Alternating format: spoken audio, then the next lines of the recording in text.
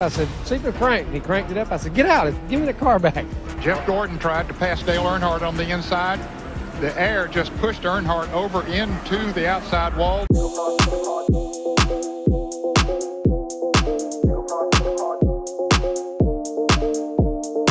In the heart of the NASCAR world, there's one name that stands out. Dale Earnhardt. A racing legend with 7 Cup Series championships, tying him with the great Richard Petty. But there's always that one trophy that seemed to elude him for the longest time. The Daytona 500. It's always been there. I always wanted to win. I always wanted to race. First, I just wanted to get in a race car. Got in a race car, and then I got a taste of racing, and then I wanted to win. Won, now I want to win all the time. A story of grit, determination, and an unexpected twist that took nearly 2 decades to unfold. Picture this, it's 1997, and Dale Earnhardt is making his 19th attempt to win the Daytona 500. Well, I don't know, it could be. We've got some awful good opportunities here at Daytona, I tell you. Just proud to be a part of this thing. It's pretty big, and we got Skinner here. He's on the pole, and maybe a teammate to help us win it, or maybe help him win it. But we're just looking forward to this season. Larry McReynolds and all the team were really pumped up, and Richard and I. So try to win the race for this Goodwrench Chevrolet, and see if we can't make a Monte Carlo and Earnhardt 8-time champion. He's right in the mix, battling fiercely with the leaders, and there are only 12 laps to go. 6 drivers, including Earnhardt, are locked in a fierce showdown for the coveted title. But then, in a heartbeat, everything changes. Earnhardt's iconic number 3 car brushes against the outside wall and collides with none other than Dale Jarrett. The result? Earnhardt's car somersaults, sliding on its roof, and collecting Ernie Irvan's number 28 car in the process. Now, here's where the story takes an incredible turn. After the wreck, Earnhardt, battered and bruised, recalls. I got into the wall, got back in him, checked up a little bit. Somebody hit me from behind. Next thing I know, we're on the roof again. Luckily, no one else hit the car. We just sort of bounced around up on our lid a little bit and scuffed around toward the back end up, whatever.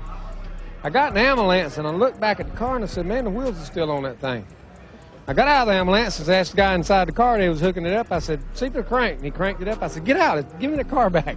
And then, the gutsiest move in NASCAR history unfolds. Earnhardt, determined as ever, continued. I said, see if it crank. And he cranked it up. I said, get out. Give me the car back. So I drove it back around here, and we taped it up. And with that, he hopped back into his battered number 3 car. Jeff Gordon tried to pass Dale Earnhardt on the inside.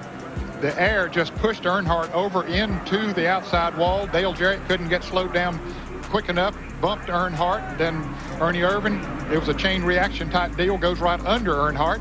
I thought they were back there ready to load that car on the wrecker. I thought that's what we was waiting on, and first thing I knew, Dale Earnhardt was driving it down pit road. Time was ticking away as Earnhardt raced back to pit road. His crew hustled with the fervor of a pit crew in overdrive, hastily repairing the damaged car. Been sandpaper. NASCAR apparently has declared he must have a spoiler, so they're going to now try to get the back deck on the car. There's nothing mechanical holding it on. They're going to have to tape it on.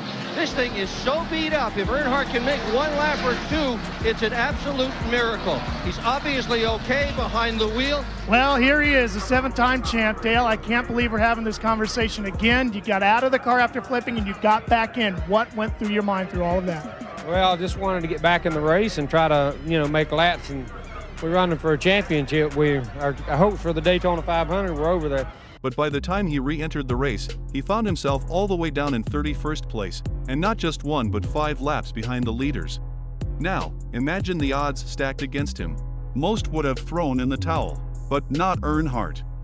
The man had a never-say-die spirit that was nothing short of legendary. Before we reveal how Earnhardt redeemed himself the very next year, here's a trivia tidbit to whet your appetite. You know that Dale Earnhardt's 1998 Daytona 500 victory came after 20 years of trying.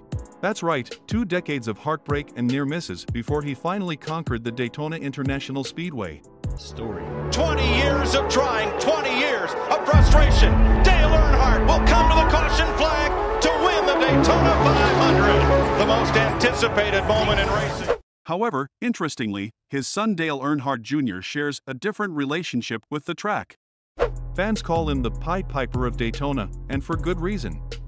With 2 Daytona 500 victories under his belt and 4 nail-biting runner-up finishes, he's nothing short of a legend on that track. lead in Daytona. The legacy continues. Dale Earnhardt Jr. wins the 46th Daytona 500. And the Intimidator himself was in awe of his son, complaining that he never reveals his strategy. Well, I want to know, do y'all know why Dale Jr.'s running so fast? He ain't telling me. Now, let's get back to the incredible journey of Dale Earnhardt, the man who refused to back down. Earlier, we witnessed the heart-stopping crash in 1997 that seemed like a career ender. But hold on to your seats, because now we will talk all about the Intimidator's redemption. It's the year 1998, and the stage is set for the 20th edition of the Daytona 500.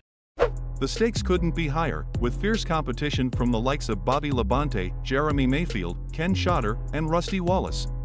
But there's one man who refuses to be intimidated: Dale Earnhardt, the Intimidator himself. Despite the pressure, he keeps his cool and stays focused on the ultimate prize, victory in the iconic Daytona 500. And then, it happened. In his 20th attempt, Dale Earnhardt could finally proudly say he was a Daytona 500 winner. The roar of the crowd, the taste of victory, it was all his. He had conquered the beast of Daytona International Speedway. I was waiting for the finish line. It got pretty emotional after I took the checkered flag. The white flag was pretty emotional on the caution, but when I took that checkered flag and all the guys were coming around, and I tell you, the ovation I got on pit road with all the other teams, that's impressive. That's 20 years of hard work and a lot of friends along the way. It really helped me. I can't thank everybody enough. It feels so great to be in Victory Lane. Richard Childress and all the guys, they're crying and they're carrying on. They're having a great time. This is where it's at. Been here a lot. This is the greatest time I've ever had in Victory Lane right here. This is it. But this was just one chapter in Earnhardt's legendary career. He would go on to clinch 5 more wins, adding to his total tally of 76 career victories. A true testament to his skill, tenacity, and undying love for the sport. But tragically, the legend's life was cruelly cut short during the 2001 Daytona 500. The racing world lost an icon, a hero, and a friend. To this day, the sport still carries the void left by the Intimidator. This is undoubtedly one of the toughest announcements that I've ever personally had to make. But after the accident and turn forward at the end of the Daytona 500, we've lost Dale Earnhardt. But even before his last race at Daytona in 2001, the Intimidator was hopeful of clinching his second Daytona victory. And Dale looking very strong during Speed Weeks. Can you win your second 500 today? Well, we got a good shot at it. Got a good race car. Wasn't really excited about the car yesterday afternoon, the last practice, but the car, it come around. I think it's going to be okay. We got a good engine in it, but a little wind today. A little exciting. I think it's going to be some exciting racing. Going to see something you probably hadn't ever seen on Fox. As we wrap up this incredible journey, we're reminded of the highs and lows, the triumphs and tragedies that define NASCAR. Dale Earnhardt's legacy lives on, not just in the record books, but in the hearts of fans around the world. Before we go, don't forget to show your love for NASCAR by smashing that like button, sharing this video with your fellow racing enthusiasts, and hitting that subscribe button to stay tuned for more exciting content.